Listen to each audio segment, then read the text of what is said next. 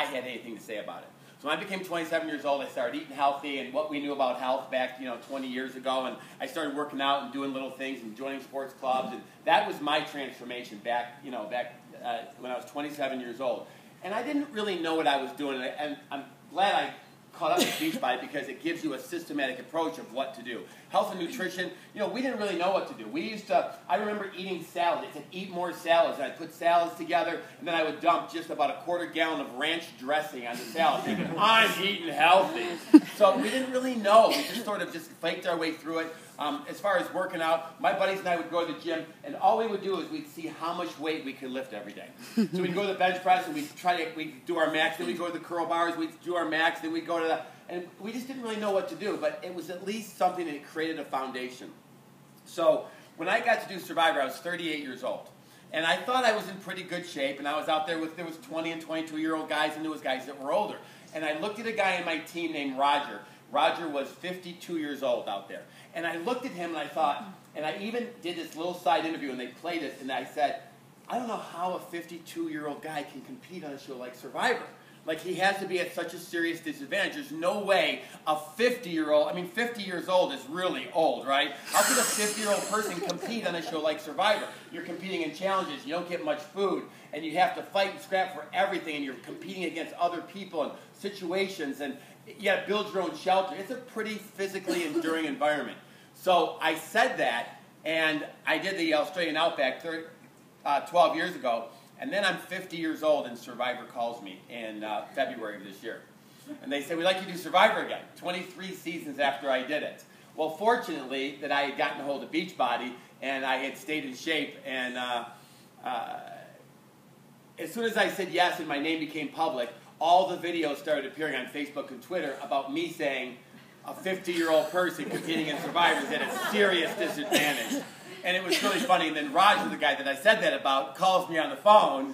And, they all were heckling me about being 50 years old. And, thanks to Beachbody, thanks to fitness and nutrition. And I think it's both. Sometimes I used to think Beachbody was just fitness.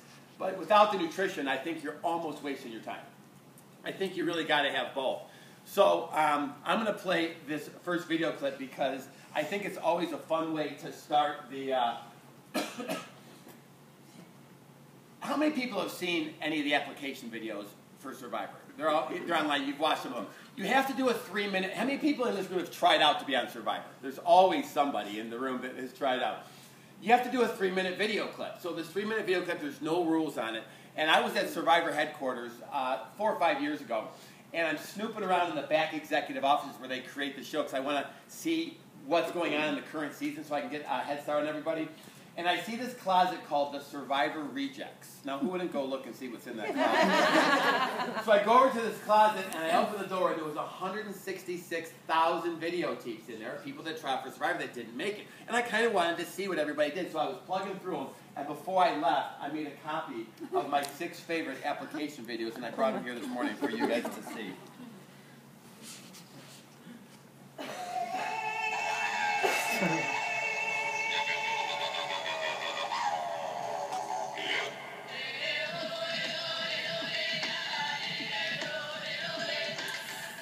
My name's Michelle, and I'm from California, and I live in Palos Verdes, and I totally think I would be really good on Survivor because I really like being at the beach. I go to the beach all the time, and I think I would do a really good job. And also, I used to be a cheerleader when I was in high school, and when they're playing the games, I could totally cheer them on, and I'd be really good at that. And also, I drive a convertible, so I'm totally used to being exposed to the elements, and that would be just like what it would be like in Australia. So totally pick me, okay?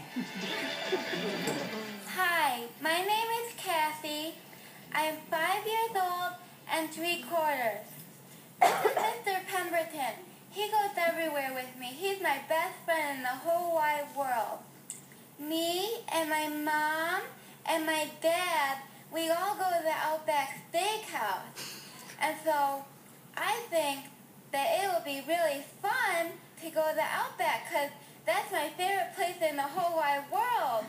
And every time I go, I get the bloomin' onion. I hope they have that on Survivor. It's my favorite. My name is Toby. I'm 37 years old. And I actually have never seen Survivor, but Mother said that she heard you could win $1 million. She wants me to be on the program. And I just think, you know, it'd be good for me to meet new people. At least Mother thinks I should meet new people. I hope I get picked. What's that, Mother? I have to go shovel the driveway. Thank you. Hello, I am Francois. I was attacked by mountain lions in the Alps, and I had survived that. So I am a survivor. I have faced death, and then I am a survivor. You see, they have taken my arm, but they did not take my heart, and yet I have one good hand. Hi, my name is Susie, and I need to be a contestant on The Survivor because after you've seen the first one, you can obviously tell that people need some fashion, all right? I work for Vogue, and I work for Hudson's, okay? And I will be there, and I know what's going on. I will dress people, and I will make sure that their hair looks superb, their makeup looks superb, because I know you don't have a camera crew that does that, okay? So me, I can do that for you. You need me. I am so ready to be on Survivor. I have been training for this since the very first Survivor came out, and I am so ready. I don't need anything. Well, I have allergies, so I do need to bring my allergy medicine. And in case I get stung by a bee, I need a special shot in case, something happens. Oh, and I wear contacts. So I need to bring my contact solution. And just so you know, I'm allergic to rice. I hope that's okay, but I am totally ready for this. Hi, my name's Steven Swanson, and I put in an application for Blockbuster Video 2 years ago, and I'm really ready to work for the Blockbuster Corporation. First thing is I really like movies. Sometimes I sit at home and I do nothing but watch movies. I watch a lot of movies. Sometimes they're scary. I don't like the scary ones, though. They kind of make me scared. And sometimes I watch the horror movies, but those make me scared, too. Sometimes the action movies, they make me scared, too. And sometimes the romance ones, they kind of make me happy and I smile sometimes, but sometimes I cry and that makes me scared because I'm not too in tune with my own emotions. And so I really think that I'd be qualified to work for Blockbuster Video because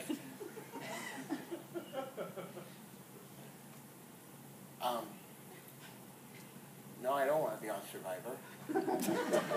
I want to watch movies. Why would I want to be on Survivor? There's no TV. No, I don't want to be on Survivor at all. That would be scary. No, I don't want to do this anymore.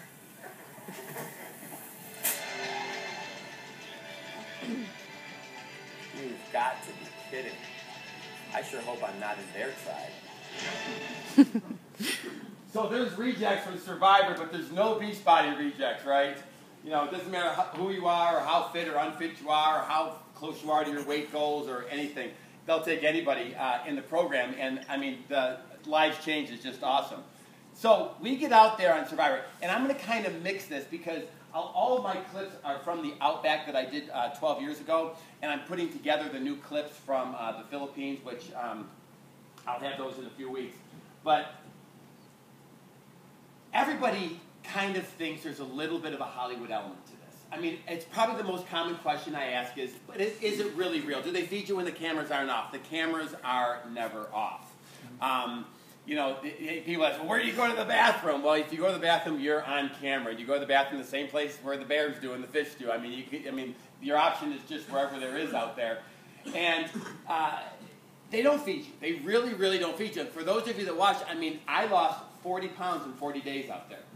Talk about fitness goals, but then in 2.5 weeks when I got home, I gained 50 pounds in 2.5 weeks when I got back.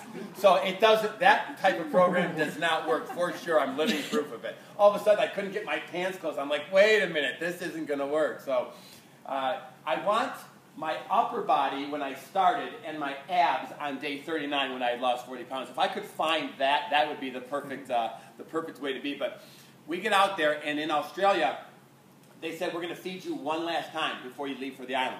39 days, if you want to eat, you got to find it, catch it, or kill it. There's absolutely no food that they give you out there. You have to find it out there. And so they wheel in 3 big, gigantic tables of food, which we got really excited about because it was more food than I'd ever seen at one time that I could just consume. Now, how much food would you eat if you knew it was going to be your last meal for 39 days? I mean, there's a level of full that nobody in this room has ever experienced before. Because I've been full, but when we fill ourselves, you fill yourself to here and then you stop. But there's from here to here that we never fill, because that wouldn't be very smart unless you were going on to an adventure for 39 days. So you end up filling from here to here, and you know when you're full, when you put one last sip in and it just comes out, because that means you're full. So they said the game starts, walk out to the plane. If you tip, it comes out. I mean, you're kind of, everybody's walking like this. We get out to the plane, and we all sit down. 8 of us on this side of the plane, 8 of us on this side of the plane. They strap us in, and they put 6 seatbelts on us. How many people have flown an airplane before? How many seatbelts you get? And that's plenty, right? So 6 seatbelts, you know it's not going to be an ordinary plane ride. They put 2 over our lap, and 2 over our middle, and 2 over our top. So we get up in this airplane, this Army-issue military airplane. You'll see a video clip of it at the very end.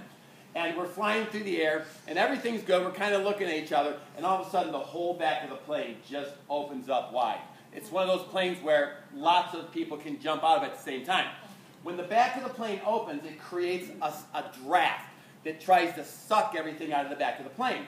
Not a real strong draft, but strong enough that you can feel it. And at that time, I noticed everything was strapped or bolted onto the walls, including the other people in there. So everybody's fine. We're kind of looking at each other. I mean, clouds are literally like right there. And all of a sudden, the plane goes straight up. When the plane goes straight up, the first thing you do is you look down. And I'd never seen the Earth from that perspective before. I don't know how many thousands of feet we were in the air, but all I know is there's only 6 seatbelts between me and meeting the ground. And everybody at the same time went like this. They grabbed onto their seatbelts. Like in case all 6 of them at the exact same moment came undone. You had one last lifeline. So we're hanging on like this, and then all of a sudden, I thought the plane did this. Someone tells me that it kind of went sideways, but whatever it did, everything that we had just had for breakfast now came up at the exact same time. Now, remember back in elementary school, we did that experiment where you take a bucket that's half full of water, and you take it and you go like this. What happens to the water? It stays in the bucket, right? There's some scientific force, gravity, centrifugal force, I'm not really sure what it is. But as many times you turn the bucket around, the water stays in there because of this scientific principle. That same thing happened with our breakfast, now in a liquid state. So as soon as the plane did this, and everybody's breakfast came up, it stayed suspended in midair. You can see what everybody had just had for breakfast that morning. It didn't last that long, because when the plane rights itself back out and is normal again, gravity is no longer a factor, and that breakfast just shoots in every single direction. Getting hit with your own breakfast, not so bad. Right? We've all experienced that once or twice, right? Getting hit with your own. It's not that bad. It's yours, right? Getting hit with somebody else's, that's disgusting. This is how Survivor starts. And I tell you that story because we started Survivor on an empty stomach. We were hungry. We were thirsty. We were already dehydrated when we landed. So when we landed out there, we were forced to find food or drink right away out there. And you can't even imagine what you would eat out there. I remember finding a sand beetle on the second day out there. We'd gone the whole first day and nobody found anything to eat. It was just coming out of the winter months and nothing was in bloom yet. And I find this little sand beetle. And I caught it. It was the first thing that I had caught or seen out there, except for, there's kangaroos out there, which are impossible to catch. And there's all kinds of wildlife out there that is just gone. But this little bug, and I'm looking at this bug. Now, this is the second season of Survivor, so it's brand spanking new. Nobody knows really a lot about it. But I'd heard that they have a challenge where you have to eat live things. So I thought, if I eat this thing now, I'll have an advantage over everybody else when it comes to the bug eating challenge, because I'll know exactly what eating a bug is like. So I looked at this thing, and I put it in my mouth, and I swallowed it, and it got about halfway down. It spun around in my throat, it crawled back up, and it flew right out of my mouth. And they videotaped that, of course. It's on the DVD. So I learned real quickly that a bug doesn't want to get eaten any more than you want to eat it. It's two-way street. Its whole life, if you think about a bug's life, something's trying to eat it its whole life. It knows when the lights go out, spin around and head the other direction. There is a reflex in your throat that when something is going this way, your mouth just goes, it just opens. And a bug gets taught that at a very young age, I'm sure. So this thing was just gone. We never saw that guy again. So I'm going to give you a couple little survival tips because I think I would be remiss in coming all the way to Frankenmuth and not giving you a little bit of survival skills before you leave in case you are put in a situation like that. First thing is, if you have to eat something live, kill it first. Pretty basic concept, right? If you kill it, it won't try and get away. The second thing is, try and swallow it whole. Because when you bite into a bug, there's stuff that's inside of a bug that should stay inside of a bug, but when you bite into it, it squishes outside the bug and it doesn't taste very good. As you crunch through their legs and antenna, they get stuck in between your teeth, and they wiggle. They wiggle. And there's no floss on Survivor. So if you can swallow it whole, you'll save yourself that having to learn on-the-job experience that we all had to learn on Survivor. This was in the Outback and in the Philippines, because in neither case, they fed us. The first time, I probably only lost 15 or 20 pounds because I was only out there 17 days. This last time in the Philippines, I lasted all 39 days, and it gets pretty bad. I mean, it gets pretty bad. 40 pounds in 40 days. So we're out there competing, and you know you have to do things that you wouldn't normally do. I mean, Jeff's whole presentation and Carl's presentation and the other Jeff, the littler Jeff, not the well-known Jeff, but the little guy, that new guy, that guy that just started with us. You know, they all say the same thing. You got to step outside your comfort zone. You got to do things you wouldn't normally do, because if you do things that you normally do, we'll be in the same shape that we always are in or worse. Our finances will be the same that they've always been or worse. So you got to step out your comfort zone a little bit. So you have to do things you normally wouldn't do. Well, that came on the third day in the Outback. We hadn't eaten for 3 days. That little sand beetle I had was the only thing that we had, and it escaped, and it was gone. We get to the end of the third day, and I finally bump into this giant fig tree. Now, a fig tree is a fruit tree, right? It sounds like a... Well, why don't we see figs on the shelf of our grocery store if it's such a wonderful fruit? Well, you're going to find out in a minute why you'll never see a fig on the shelf of a grocery store. Because humans aren't supposed to eat them. So, but I just see fruit from a tree. I call everybody over. We're so excited. I grab the biggest, fattest, juiciest fig. I'm about to take a bite of the first food that I had in 3 days. And I took the bite. And as I'm enjoying, it doesn't taste that good, but it was food. And as I went to take the second bite out of this fig, this is what I found inside the figs.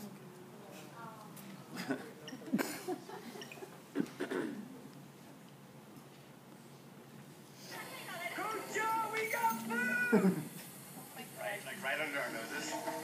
Is it better? Yeah, I think you can eat them.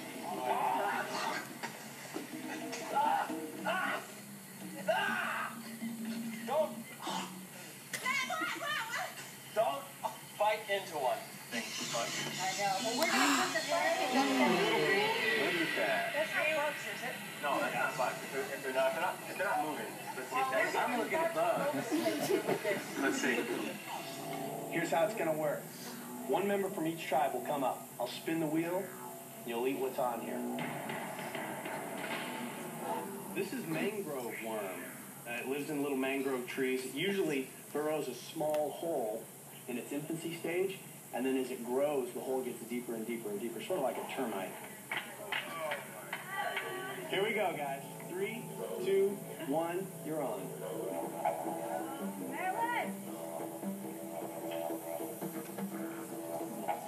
You notice I swallowed that sucker whole? I swallowed that sucker. I had learned my lesson by that point. That was on about day 5 or 6. So, Survivor's about choices. It's just about choices. I mean, you can look at Survivor and you can almost pick out the winner by looking at the person that makes the most good choices. You can pick out the person that's going to get voted out first, the person that makes the most bad choices. Everything we do on what you see here or from any show you've ever seen is a result of a choice you make. You get to choose who you're going to be an alliance with, what you're willing to do in a challenge, if you're even going to participate in a challenge or not. Those of you that watched this season saw Abby decline on many, many challenges out there, and she still made it very deep into the game. You get to decide what you would eat, you know, where you want to sleep, if you want to sleep, if you're willing to eat coconut, whatever it is. You make your experience based on a set of choices. And there's no rules in this game. They don't give you choices. They don't give you a set of rules or how to compete or what to do on a daily basis. They just say go, and that's really the only decision that they give us. And you look at the different choices that, you know, you have to make. I mean, Success Club is a choice. It's not really, it's really just a choice because we to get 5 points really isn't that big of a deal. So what did he say? 1,000 people out of 100,000 people make Success Club, or some small number. It's really surprising that so few people make it, because getting 5 points really shouldn't be that big of a deal. You know, challenge groups. They tell you build your business through challenge groups. And we just have to make a choice.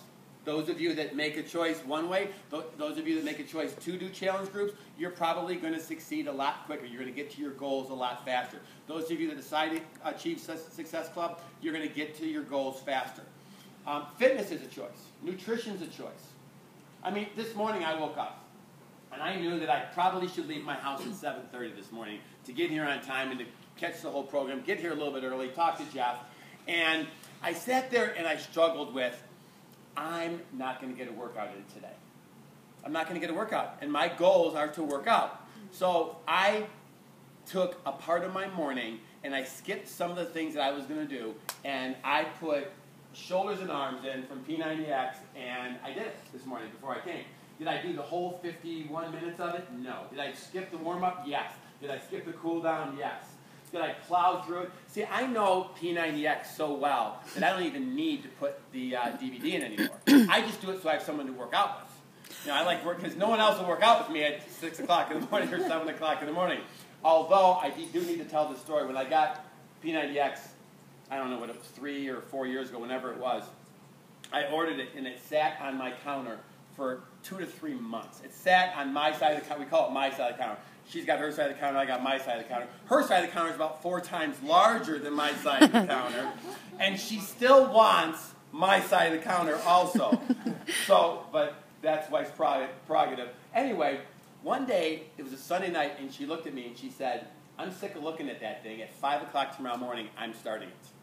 Now, my wife has never worked out a day in her life. She never worked out with weights. Had you ever?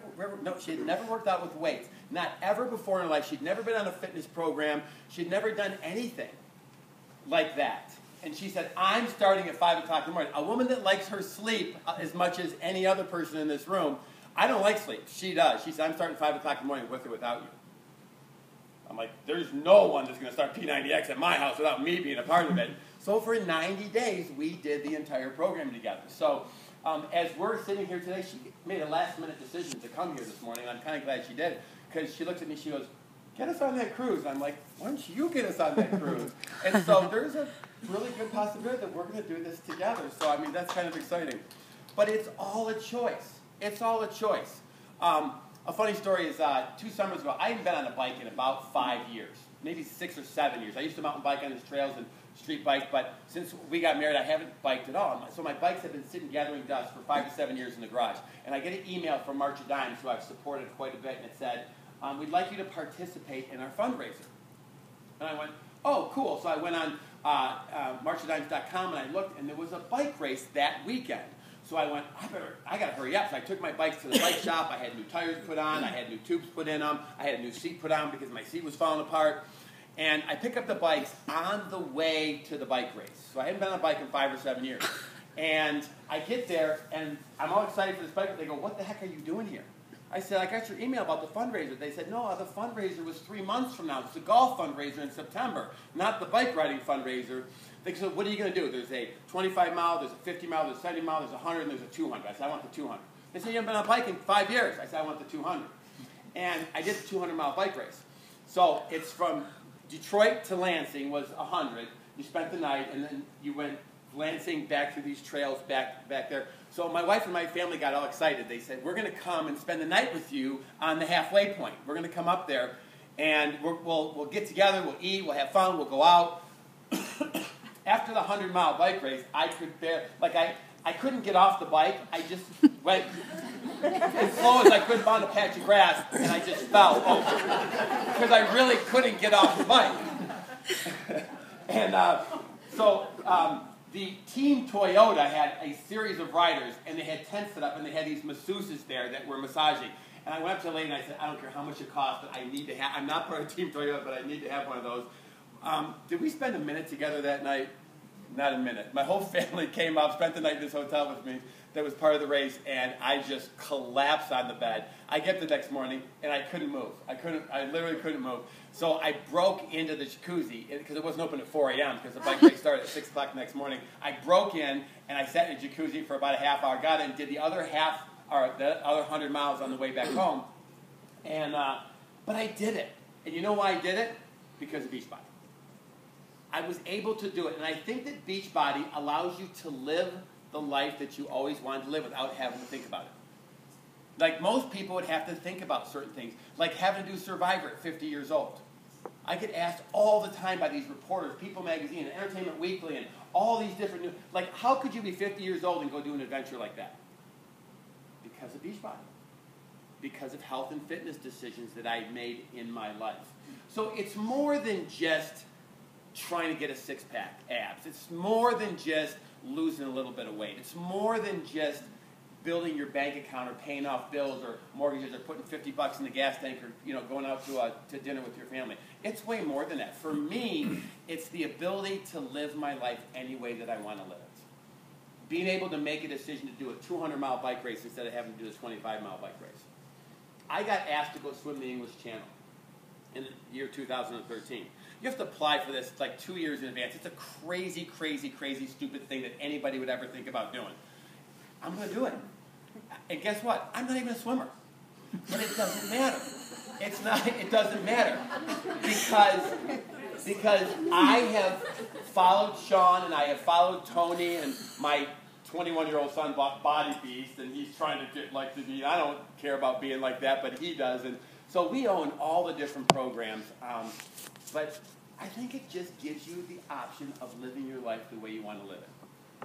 I got asked as a part of this adventure series to go do a leg of the Tour de France this summer. Not compete in the race, but just one of the legs that they ran to actually bike one part of it. I haven't been on a bike since that 200-mile bike race. Was it 3 years ago? Something like that. But I'm going to do it. And is it going to kill me? Yes. But P90X, Beachbody, the whole program, fitness and nutrition, offers me the flexibility to be able to do that. So that's what I want to do. I want to go hike the Grand Canyon. It's a ridiculous climb down. It's across the bridge. It takes 4 days to hike the Grand Canyon from tip to tip. And this adventure team wants to do it in 1 day. And I'm going to go do it. And because I have stuck with this program for as long as I have, that allows me to be able to do something like that. And you know what? That one girl, Trina Gray, said, every no is a step closer, and there's challenges that happen along the way. Of course there's challenges that happen along the way. And here's a good example of a challenge.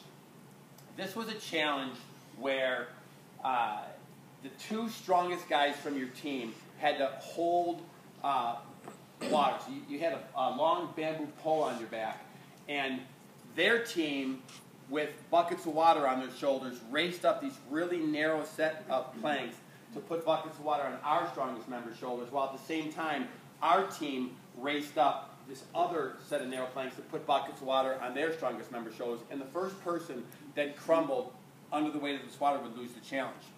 And, their guy was the guy who's won more challenges than anybody in the history of Survivor, 25 seasons. He was the ultra fit, young, he's 23, 24 years old. And my team's 23, 24-year-old couple guys didn't want to go up against him. Because on Survivor, if you put yourself out there and you lose the challenge for your team, what could happen? You could be the one that's going home that night. So nobody wants to really put themselves out there. Well, I'm a guy, and we always think we're going to win, right, when we compete, right? It doesn't matter how big or how strong or how many of them are. We're just built that we always think we're going to win. So I wanted to go up against Colby, and I had the opportunity to go up against Colby. And as you'll see from this video, he doesn't look like he's struggling as much as I am. I'm struggling for all I can do. We had 500 to 600 pounds of water on our back. And I'm struggling. He's just kind of looking at me like this, The object is for both tribes to get all these buckets of water loaded onto the shoulders of the other tribe's strongest member. We'll take good care of you tonight, cowboy. Come on, think about that one. Go,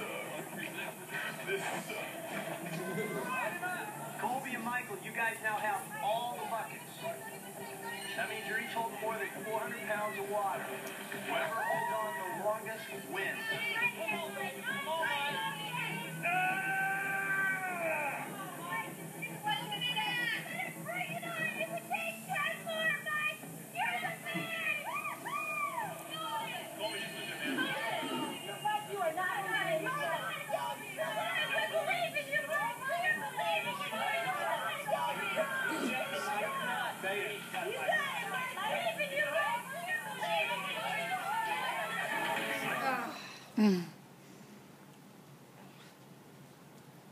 I didn't win that challenge, right?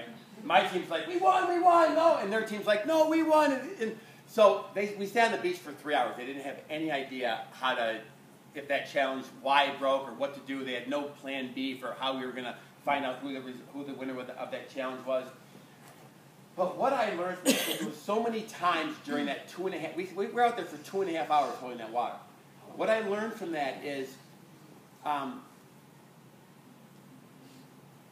when they tested the challenge, the big, giant guys that eat 3 meals a day and sleep at night and weren't dehydrated, the most water that they held during that challenge was 33 buckets of water. So they put 66 buckets on each side just so they could have the visual effect of us holding buckets and buckets still at the starting line. But Colby and I lasted not only twice as long, but we held twice as much weight as the guys that tested the challenge.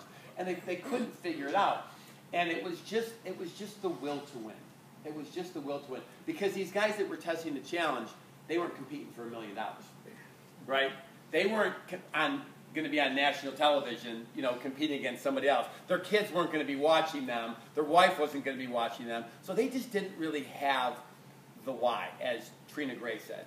What was their why? They didn't have one. They were going to get paid the same amount as the bodyguard and as the challenge tester, regardless of how many buckets they held or how long they lasted. And for those of you that watched this past season, there was a challenge with a big soccer ball. Did anybody see that challenge? It was a wicker ball about this big, and we had to play soccer. We had to get the ball into the goal, but everybody was grabbing onto the ball, and it was a big mud pit. And the challenge was first one to 5. First one with 5 points. So as soon as your team got 5 of this big wicker ball into the other team's goal, into your goal, they would win.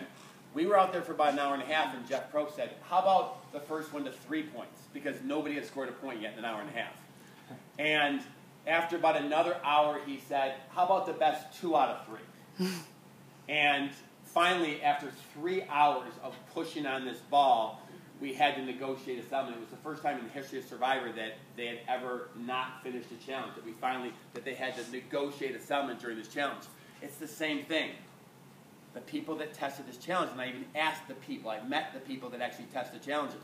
They said, we were willing to, they didn't have $1 million on the line. They had nothing really to pay for, nothing to play for. They didn't have a why. They didn't have a reason.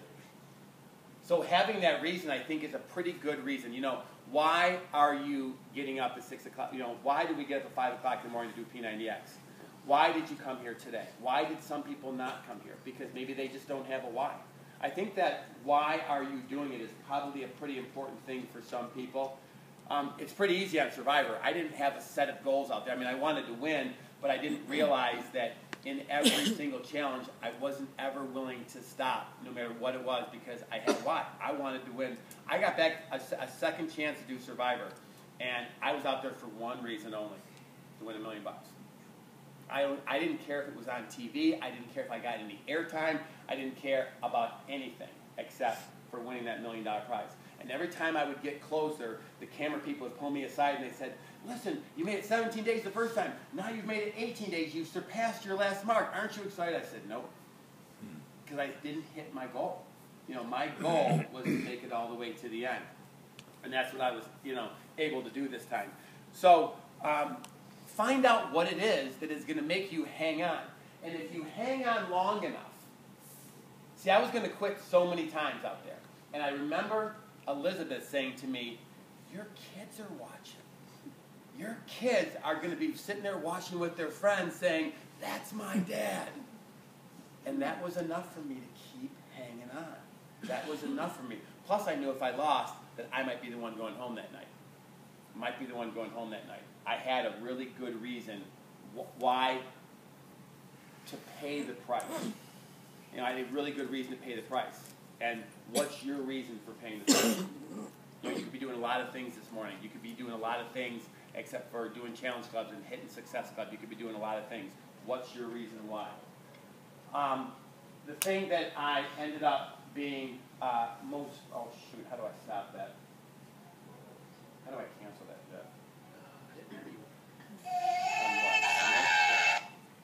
Oh, cool. Thanks. My first time on Survivor, because you're going to run into obstacles. You're going to run into them. People are going to say no. People are going to buy stuff and quit. I mean, you're going to, you know, work out really hard one week and do everything right nutritionally. You're going to step on the scale and you're going to have gained weight. I mean, things are, and it's going to make you want to quit. Things don't always work out. On the 18th, 17th day on the first season, our team's kicking butt. I'm in a solid alliance. It looks like I have a really good shot at winning the $1 million out there. And I went out and caught a couple of fish in the morning, and I came back and I was, we had hot coals that were about 1.5 feet deep by this point because we kept the fire going for 24 hours a day, 7 days a week. We used it for keeping warm at night, for boiling water, and for cooking. And I threw some dried sticks and leaves on the fire, and I stirred up the hot coals. And for anybody that's built a fire in this room, if you blow or get air on the hot coals, they glow bright red and get hotter, and the sticks and the leaves ignite faster. And I was blowing on this fire, and the smoke was pretty thick around the fire, and the wind changed directions, and it blew the smoke in my face as I inhaled to take another breath to blow on the fire again. So I inhaled this big, thick cloud of smoke, and I remember standing up, and I'm a little bit dehydrated and sleep-deprived and nutritionally deprived, and I ended up passing out from smoke inhalation right into the middle of this fire. And the last thing I remember is, as I was passing out, I reached my arms out to break my fall, as you would instinctively do, and the weight of my body just buried my hands deep into the hot embers, and I lay there for 10 or 15 seconds in this fire. And I have a quick clip of that for those that didn't see it.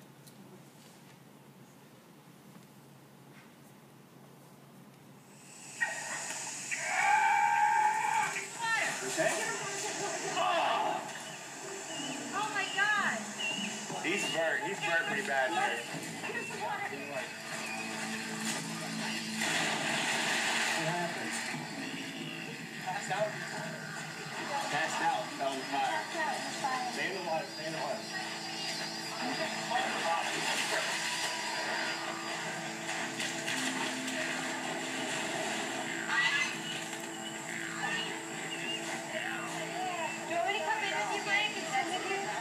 Passed out. I was blowing on the fire and the smoke was right in my face, and I inhaled it. And I passed out. Look at these things. Oh my God. I can't decide whether I should keep trying to bend them or not. No, don't, Mike. Think. Hang on. Now, Just leave them there. don't get out in the deep in case you pass out. Yeah, I'm okay. It just keeps intense. I know, Mike. Don't get out in the deep, Mike. I'm on my... Oh, they're stiffening up. You're good. Okay, Mike, they're coming right now. Just leave yourself right where you are, Mike. They're going to put stuff on there, Mike. You're going to feel good. They'll wrap it up for you.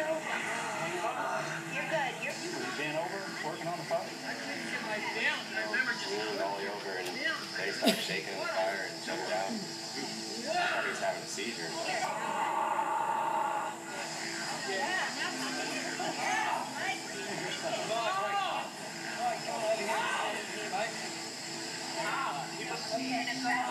Hand and face, thank you. Please, thank you. I'm good. right there. You feel it? I'll do whatever you guys say. You're going to give me a shot right now, baby. I don't care. You didn't. If it's good, it's good. You just do it. Anesthetic. Okay. Breathe. When you breathe it in, you breathe it out. We're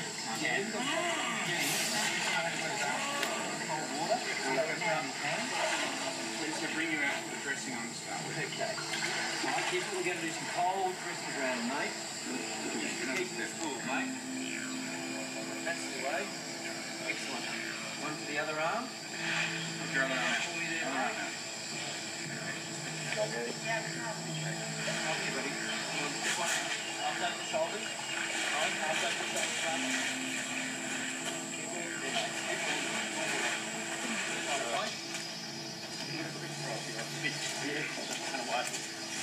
Got a bed up here ready to go.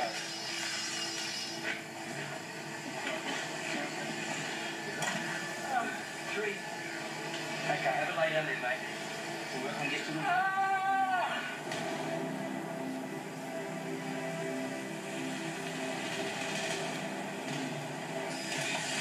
Here we go. 1, 2, 3, down.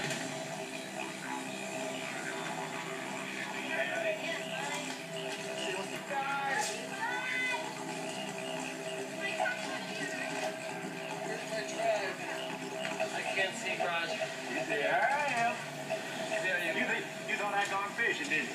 I can't see Elizabeth anymore. Here's Nathan right here. Hang in there, buddy. I love you guys. You guys do what's right. You guys know what to do. Okay. You guys know what to do. You guys know what to do.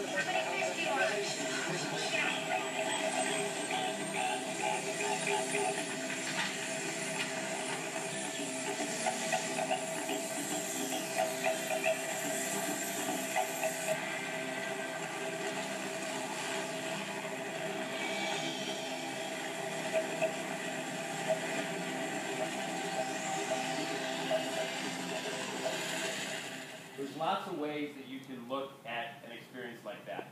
There was a guy several seasons later, his name was Russell Swan. There's a black guy with dreadlocks, for those not to compare him to the other Russell that maybe is a little bit more famous from Survivor. And he said, how do you not play the what-if game? Because he ended up passing out from dehydration and he got taken out of the game. So the similar thing happened to him. He was doing well, looking like he could win $1 million, and he got pulled out of the game. And he couldn't, for 3 years, he couldn't get over the fact. And he just, every day, he'd wake up and say, what if I would have just drank a little bit more water? What would have happened? What if? Could I be $1 million richer? How would my life be different? He couldn't get over the fact that that happened to him. And you can look at that one of two ways. You can take a failure in your life, or what the world looks at as a failure, and, play the what-if game. You can give up because of the stumbling blocks that happen in your life. Or you can just use it as incentive to move on, like Trina Gray was talking about. Since that time, the next year I was the most requested speaker in the world. I did 365 days, I did 512 motivational speeches in 365 days. It turned around into a way, and I never played the what-if game. That was my adventure, it was my experience, it's what I did, it's what happened, and I was okay with it. Failure isn't final. I never looked at it like that. 23 seasons later, I get a second shot. And because of the choices that I made in my life, I was able to compete, and I was able to compete at a high level. They said, how are you going to compete out here? We have 2 ex-college football players. We've got an ex-college lacrosse player. We've got an ex-college track star out here. We've got a guy that played Major League Baseball for 17 years out here. How are you going to compete with those guys? You're 50 years old. And I won more challenges than anybody out there. Won more challenges than anybody out there. Not because I'm just, thank you. I mean, it was, I was able to live my life the way that I wanted to live it because of choices that I made. And Beachbody was a big part of that. Without Beachbody, I wouldn't be able to have done what I did out there. 40 pounds in 40 days is pretty tough. Nobody could climb coconut trees out there. Nobody had the physical strength or stamina to climb coconut trees. If we wanted coconuts, I had to get them. So the 21, 22-year-old guys out there couldn't get the coconuts. I had to be the one responsible for that. If there was clams to catch or fish to catch, there was a stingray out there. I mean, the biggest fish that we could see out there that were catchable were stingray. And they said, don't go after them because there's been famous people that have lost their lives chasing stingrays. I was hungrier than that. So I was going out there able to catch stingray. And it took stamina, and it took being able to hold your breath, and it took, a fight in the ocean against, a sea creature. But I was able to do that. One of the most famous scenes on this season of Survivor is We were on a whale shark watching adventure. And, you know, that sounds like fun, right? I want to go see whale sharks. We got on this big giant boat and we're looking for whale sharks. We think we're going to see one. And the guy says, I see one. And they go, jump in.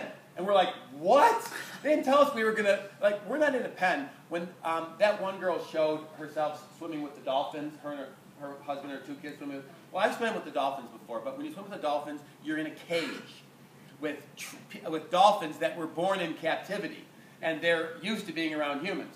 We were miles and miles and miles in the middle of the ocean, in the middle of nowhere, and they said jump into these whale sharks, and all I saw was this dorsal fin that was about this big. A whale shark is the largest fish in the sea. It's about 50 feet long was the one that we saw. So 2 of these rooms maybe, or 1.5 of these rooms. So they go, jump in, and without thinking about it, we jump in and we're looking around for this thing. You know, we're in the middle of the ocean, so you go into water and we have a mask on, but the deeper you go down, the darker it gets because you're further away from the sun. So we couldn't find this thing. I'm like, I'm going to see a whale shark. And so I dove down about 20, 25 feet, and I'm way, way dark, and I'm looking around, and all of a sudden, boom! I headbutt a whale shark. I headbutt a whale shark. I ended up on the mouth of a whale shark. If the whale shark would have been yawning, I was Jonah. I mean, so I turn around, and this thing, whose head was about 5 of these panels wide, 5 of these panels wide, and I'm on the mouth, and it's carrying me, you know, and it really didn't even care, probably didn't even notice that it hit me in there, but I'm so far down, and I ended up grabbing onto the dorsal fin and going for a ride on this thing, because it actually was going towards the surface. I needed some help at that point, because as soon as I got hit, I let out all my air, and because I was freaking out a little bit. So anyway, I'm telling you, everybody else that was on it, including the 24-year-old ex-college football player, they were all on the surface watching this whole adventure take place. Smarter than I am, of course. But again, I look at this, and because of different things and choices I made along, you know, I created this amazing adventure for myself. In conclusion, you know, this, you can call it PHP, people helping people. You can call it MLM. You can call it network marketing. You can call it direct sales. Doesn't matter what you call it. The statistics that I know is that 85% of the women that make 6 figures or more make it in network marketing. People in network marketing are 5 times more likely to make it to 6 figures than people that aren't. It's a great industry. It's a great industry. Are you going to run into objections from it? Sure. People that had bad experience, I run into this all the time. I've had a bad experience in network marketing. I said, what was your bad experience? They said, I didn't make any money. I said, so you didn't really have a bad experience, you just didn't really have any experience. Did you work at it? Well, no. You know, so, you know, if you really uncover their objections, people really didn't have a bad experience. They just didn't have an experience because they weren't able to, they didn't actually give it any effort. So it's a great industry. It's a great company. That company that actually cares about their employees. They've been around long enough where they're not going anywhere. They're continuing to grow. And you can really make your dreams happen because you can feel good, you can look good, and your bank account can get a little bit fatter. You know, nothing is more attractive when the sunlight hits your wallet and it's a little bit fatter than it was the year before. That's what really makes a guy attractive, right? So anyway, I'm going to close with a music video, and it's sung to a song called I Will Never Be the Same. And my church that I spoke at ended up giving me this video, and it's kind of neat because it resonated with me about never being the same. You know, you could come back to Super Saturday. Is the next one in April? Is that what it is? You know, April and then July, and then, you know, you can come back and you can wonder why they're still talking about the same people every year. The guy that won Coach of the Year for 2 years in a row. You can look at Jeff and you can say instead of making it 32 months in a row, he'll have made Success Club 36 months in a row at the next meeting. There's no doubt about it. He's just going to do it because he's already chosen to do it. He's not going to try. He's already chosen to do it. But if you want your life to never be the same, you've got to look at next April when we come back here, and we got to say, what do I want to do? What do I want to be? What goals do I want to hit? How much more money do I want to have in the bank? How much, you know, less weight or how much more fit do I want to be? How many more coaches do I want to personally bring to these things? And your life will never be the same too. And then you'll have the choice to be able to live the life that you always wanted to live. And when something comes across your way, whether it's Survivor or a whale shark adventure or a bike race or playing ball with your kids. I had a goal when I had my first kid, and I was somewhere in my mid-20s, and I looked at this kid and I said, when he is grown up, I want him to look at me and say, Dad, we're going to play basketball with the guys, and we need another one. We need another guy. Dad, I'm going to play football with my buddies. We need another. Dad, I'm going to play baseball with my friends. And my 24-year-old boy and I play basketball all the time together. We play on a baseball team together. So I achieved that goal. But that wasn't enough for me because I had another group of kids coming up. I have 3 in high school right now, 14, 15, and 16. And my 16-year-old boy now does the same thing. I play basketball now with my high school boy and his friends, which is really great. And then I've got 2 more coming. I've got a 7 and a 10-year-old that will be moving up in the ranks. And I play basketball with my 10-year-old boy, but I can beat all his friends still. So but pretty soon, he's going to be in high school with kids I'm looking eye to eye with again.